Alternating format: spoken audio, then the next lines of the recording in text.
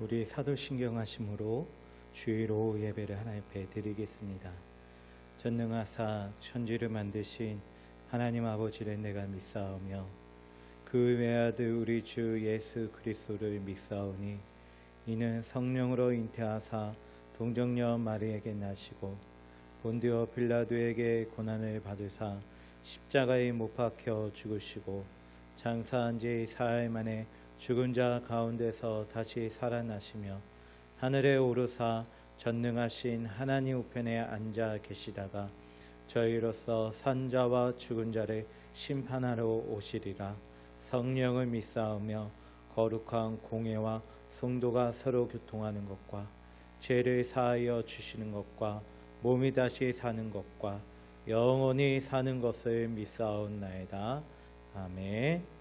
오늘 본문은 역대하 20장 5절에서 13절 말씀입니다. 제가 읽도록 하겠습니다. 여호사밧이 여호와의 전 셋들 앞에서 유다와 예루살렘의 회중 가운데 서서 이르되 우리 조상들의 하나님 여호와여 주는 하늘에서 하나님이 아니시니까 이방 사람들의 모든 나라를 다스리지 아니하신나이까 주의 손에 권세와 능력이 있사오니 능히 주와 맞설 사람이 없나이다. 우리 하나님이시여 전에 이 땅 주민을 주의 백성 이스라엘 앞에서 쫓아내시고 그 땅을 주께서 사랑하시는 아브라함의 자손에게 영원히 주지 아니하셨나이까. 그들이 이 땅에 살면서 주의 이름을 위하여 한 성소를 주를 위해 건축하고 이르기를 만일 재앙이나 난리나 견책이나 전염병이나 기근이 우리에게 임하면 주의 이름이 이 성전에 있으니 우리가 이 성전 앞과 주 앞에 서서 이 환난 가운데서 주께 부르짖은즉 들으시고 구원하시리라 하였나이다. 옛적에 이스라엘이 애굽 땅에서 나올 때에 암몬 자손과 모압 자손과 세 사람들을 침노하기를 주께서 용납하지 아니하심으로 이에 돌이켜 그들을 떠나고 멸하지 아니하였거늘 이제 그들이 우리에게 갚는 것을 보옵소서. 그들이 와서 주께서 우리에게 주신 주의 기업에서 우리를 쫓아내고자 하나이다. 우리 하나님이여 그들을 징벌하지 아니하시나이까. 우리를 치러 오는 이 큰 무리를 우리가 대적할 능력이 없고 어떻게 할 줄도 알지 못하옵고 오직 주만 바라보나이다 하고 유다 모든 사람들이 그들의 아내와 자녀와 어린아이와 더불어 여호와 앞에 섰더라. 아멘. 할렐루야. 주님의 이름으로 축복합니다. 오늘 말씀을 보면 신실한 믿음과 기도의 사람이었던 여호사밧 왕에게도 시험의 시간들이 찾아왔습니다. 모압과 암몬, 마온 이 세 나라가 연합하여 유다를 침략해 들어왔습니다. 연합군의 공격은 두려움 그 자체였습니다. 이러한 위급한 상황이 벌어지면 우리는 머리를 써서 피할 길을 찾습니다. 그러나 믿음의 사람 여호사밧은 연합군의 매서운 공격 앞에서 가장 먼저 여호와 하나님을 찾고 백성들과 함께 하나님께 기도했습니다. 여호사밧 왕은 기도의 사람이었습니다. 너무나도 갑작스럽게 연합군의 공격을 받는 두려움의 상황 속에서 여호사밧 왕이 선택한 것은 신하들을 모아놓고 군사 전략 회의를 하거나 동시에 군대를 모집하거나 군사를 데리고 싸우러 나간 것이 아니었고 그가 선택한 것은 기도였다는 것입니다. 절체절명의 국가적 위기 앞에서 여호사밧은 하나님을 찾았습니다. 그는 하나님께 달려갔고 그리고 지금 자기 자신이 처해 있는 모습 그대로를 하나님께 고백을 합니다. 12절 말씀해 보니까 우리를 치러 오는 이 큰 무리를 우리가 대적할 능력이 없고 어떻게 할 줄도 알지 못하였고 오직 주만 바라보나이다 라고 말씀합니다. 지금 여호사밧 왕은 연합군의 세력에 대항할 능력도 없고 어떻게 해야 할지 아무런 방법도 알지 못한다고 솔직하게 고백하고 있습니다. 그는 철저하게 자신의 무능함과 자신의 나약함을 인정하고 그는 오직 주만 바라본나이다라고 고백을 하고 있습니다. 사랑하는 성도 여러분, 진정한 신앙은 아무 일이 없는 평상시보다는 갑작스럽게 몰려온 어려움 속에서 분명하게 드러납니다. 하나님을 찾느냐 그렇지 않느냐 하는 것이죠. 어려움을 만나면 우리는 하나님을 찾아야 하고 그것이 진짜 신앙인입니다. 오늘 본문 여호사밧은 자신의 힘과 지혜를 가지고는 결코 연합군과의 전쟁에서 이길 수 없음을 알았습니다. 그래서 그는 하나님의 도우심을 바라며 하나님께 기도했죠. 이처럼 우리 인생의 폭풍이 불어닥칠 때 우리의 힘으로 도저히 대적할 수 없고 이길 수 없으며 감당할 수 없는 그 적을 만났을 때 우리는 오직 하나님만을 바라보아야 합니다. 역대하 14장 11절 보면 아사 왕은 하나님께 여호와여 힘이 강한 자와 약한 자 사이에는 주밖에 도와줄 이가 없사오니 우리의 하나님 여호와여 우리를 도우소서라고 기도했습니다. 힘들고 어려운 일을 만났을 때 주님밖에 우리를 진실되게 도와줄 리가 없다고 하는 사실을 알아야 합니다. 그래야 하나님께 도와달라고 기도할 수 있습니다. 시편 37편 5절에 보면 다윗은 이렇게 말하고 있습니다. 내 길을 여호와께 맡기라. 그를 의지하면 그가 이루시고 라고 말했습니다. 그렇습니다. 우리의 갈 길은 주님께 맡기고 주님만 의지하면 주님께서 반드시 이루어 주실 것입니다. 하나님은 우리 편이 되시고 하나님께 기도하면 살 길을 열어주십니다. 모압과 암몬, 마온 이 세 나라가 연합하여 유다를 침략한다 해도 하나님은 기도의 사람 여호사밧의 편이었습니다. 여호사밧은 이것저것 다 해보고 마지막으로 하나님을 찾는 것이 아니었습니다. 지금까지 준비한 군사력을 의지한 것도 아니었고 주변 나라들 가운데 그를 도와줄 나라를 서두러 알아본 것도 아니었습니다. 그는 먼저 하나님을 찾아가 기도했습니다. 기도란 이것저것 다 해보고 마지막으로 하나님을 찾는 것이 아닙니다. 기도란 이 사람 저 사람 다 찾아다녀보고 어쩔 수 없어 마지막으로 하나님을 찾아 도와달라고 매달리는 것이 아닙니다. 기도란 하나님을 가장 먼저 찾고 하나님께서 내 삶의 문제를 해결해 주실 것을 믿습니다라고 고백하는 것입니다. 여러분, 왜 하나님께 기도해야 합니까? 하나님께서 기도하면 응답해 주시겠다고 약속해 주셨기 때문입니다. 오늘 본문 9절 말씀해 보면 만일 재앙이나 난리나 견책이나 전염병이나 기근이 우리에게 임하면 주의 이름이 이 성전에 있으니 우리가 이 성전 앞과 주 앞에 서서 이 환난 가운데서 주께 부르짖은즉 들으시고 구원하시리라 하였나이다. 아멘. 하나님은 신실하신 분이십니다. 한 번 하신 약속을 반드시 지키신 분입니다. 하나님은 영원하신 분이고 하나님의 약속은 영원합니다. 민수기 23장 19절을 보면 하나님은 사람이 아니시니 거짓말을 하지 않으시고 인생이 아니시니 후회가 없으시도다. 어찌 그 말씀하신 바를 행하지 않으시며 하신 말씀을 실행하지 않으시라고 말했습니다. 사람들은 거짓말에 익숙해져 있습니다. 반드시 지키겠다고 약속해 놓고는 헌신짝처럼 내던져버립니다. 그러나 우리 하나님은 말씀하신 바를 반드시 실행하시는 진실하신 분이십니다. 솔로몬 왕은 예루살렘 성전을 짓고 봉헌할 때에 전쟁이나 전염병이나 기근과 같은 재난이 닥쳐온다면 하나님 앞, 곧 주님의 이름을 빛내는 이 성전 앞에 모여 서서 재난 가운데서 주님께 부르짖겠고 그러면 주님께서 들으시고 구원해 주실 거라고 말씀했습니다.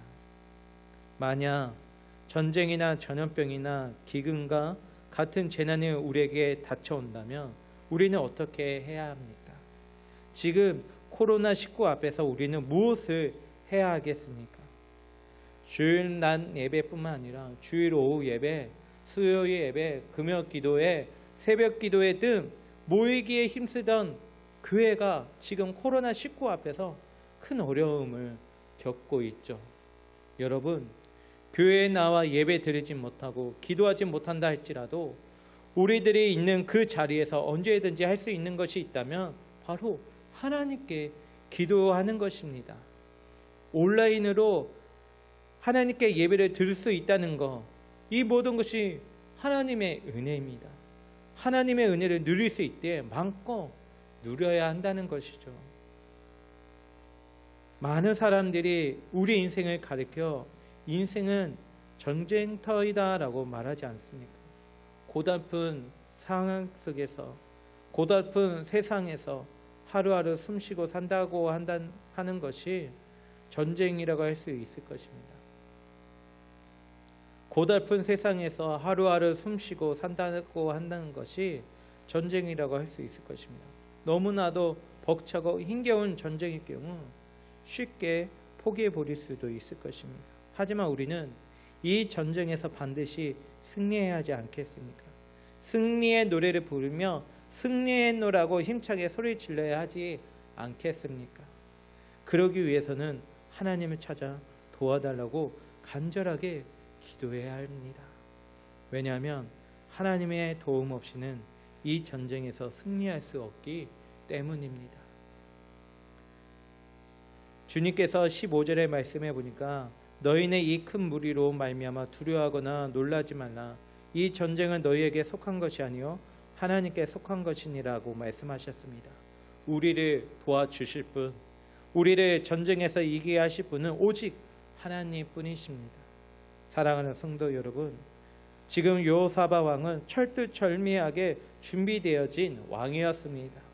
때로는 실수하여 잘못된 길을 갈 때에도 있었지만 그럼에도 불구하고 늘 하나님의 도움을 구하였을 뿐만 아니라 그가 할 수 있는 일도 철두철미하게 준비했습니다.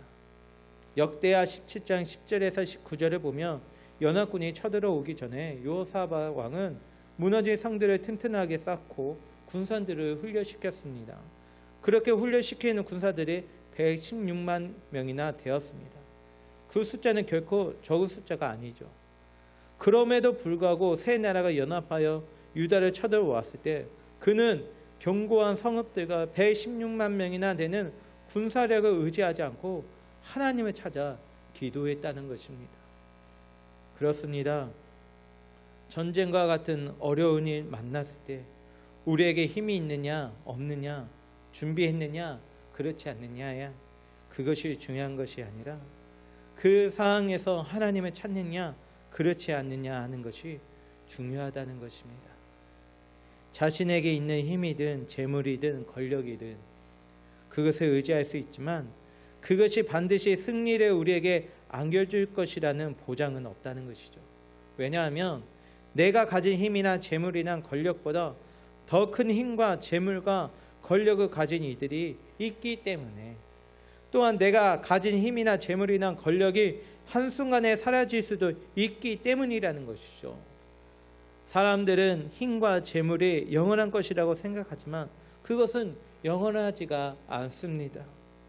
여호사밧 왕은 견고한 성읍들과 116만 명의 군사들이 준비되어 있었지만 그것을 의지하지 않고 전적으로 하나님을 의지했다는 것이죠. 군사 숫자만 많다고 반드시 전쟁에서 승리하는 것은 아니라는 것입니다. 요즘 높은 산이나 한적한 바닷가에서 쉽게 볼 수 있는 것이 풍력 발전기입니다. 풍력 발전기는 엄청나게 큰 날개가 생생 돌면서 전기를 생산할 수 있다고 합니다. 그런데 풍력 발전기에서 전기를 얻기 위해서 가장 중요한 것이 무엇일까요? 바람입니다. 바람이 불지 않으면 엄청나게 큰 기둥이 하나 덩그러니 서 있는 것에 불과하다는 것이죠. 바람도 적당하게 불어야 한다는 겁니다. 너무 센 태풍이 불어오면 기둥을 매달아 놓아야 한다고 합니다. 너무 추워 날개가 얼어버리면 그 날개를 녹여주어야 한다고 합니다. 사랑하는 성도 여러분, 하나님은 멀리 계시는 분이 아니십니다. 언제나 내 곁에 계시는 분이십니다. 하나님은 나의 일상의 삶에 큰 관심을 갖고 계시고, 하나님은 나의 삶을 돌보시는 분이고, 하나하나 세밀하게 살펴주시는 따뜻한 분이시라는 것입니다. 사랑하는 성도 여러분, 우리의 삶은 어떠합니까? 때론 엄청난 삶의 무게가 어깨를 짓누르고 있을 때 어떻게 해야 할까요? 기도해야 한다는 생각이 든다면 우리에게 소망이 있는 것입니다. 우리 인생의 폭풍이 불어닥칠 때 도저히 우리의 힘으로 맞서 싸울 수도 없고 감당할 수도 없는 그 대적을 만났을 때, 엄청난 삶의 무게가 어깨를 짓누를 때 우리는 하나님만을 온전히 바라보고 기도해야 합니다. 때로는 기도조차 할 수 없는 막막한 상황에 직면할 때, 신음소리조차 낼 수 없는 답답한 상황에 내몰리 있을 때 우리는 눈을 들어 전능하신 하나님을 바라보아야 합니다. 19절의 말씀해 보니까 이 전쟁에는 너희가 싸울 것이 없나니 대열을 이루고 서서 너희와 함께한 여호와가 구원하는 것을 보라고 말씀합니다. 사랑하는 성도 여러분, 자신의 힘으로는 도저히 이길 수 없고 감당할 수 없는 철제절명의 위기 앞에서 여호사밧 왕은 전능하신 하나님께 부르짖었습니다. 그는 주님 앞에 엎드려서 하나님께서는 그의 기도를 기뻐 받으셨습니다. 하나님은 그의 기도에 응답을 해 주셨습니다. 전쟁에서 승리하게 하셨죠. 그리고 평안을 주셨습니다. 30절 말씀에 보면 여호사밧의 나라가 태평하였으니 이는 그의 하나님이 사방에서 그들에게 평강을 주셨음이더라고 말했습니다. 엄청난 삶의 무게가 어깨를 짓누를 때 우리가 할 수 있는 것은 무엇입니까?